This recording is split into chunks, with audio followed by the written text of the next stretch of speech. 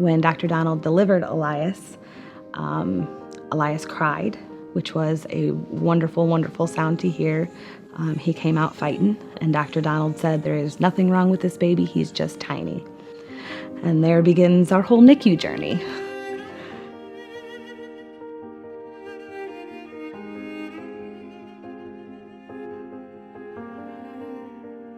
I needed to stay with my baby. His survival depended on me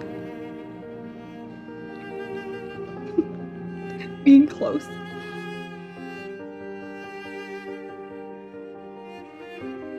So pretty much once we checked in, I never really checked out for a whole year.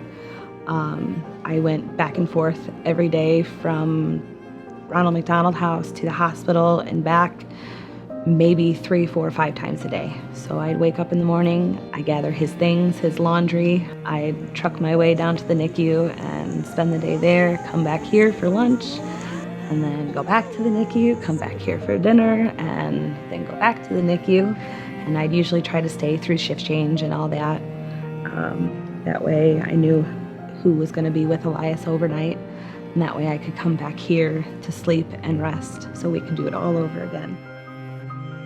It was a grind, and it was tiresome and a little tedious sometimes, but to have somewhere to go and have even the tiniest sense of home is so important for not just me, but for other families too, because you are displaced. You stop, but everything goes on around you, and your whole lives get thrown up in the air. So to have this as a grounding point, as a home base, as a pushing off point every day, and it's little things like coffee and having white noise in your room, or a nice bed to lay your head on, a toothbrush. Something as simple as a toothbrush when your whole life is in shambles is pretty awesome. You don't have to run around to go find it. It's right here. Babies need touch. Babies need their mama's voice. Babies need to smell you.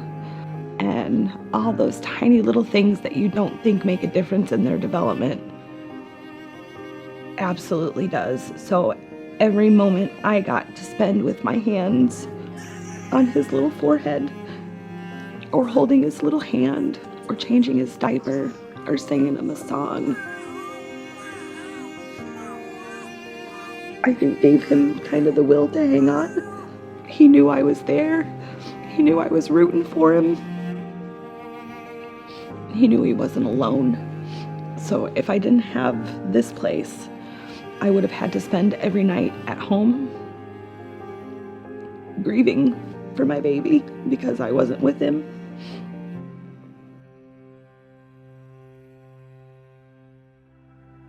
So now we've been home over a year. Elias has been incredibly stable. He's coming off of his ventilator support wonderfully.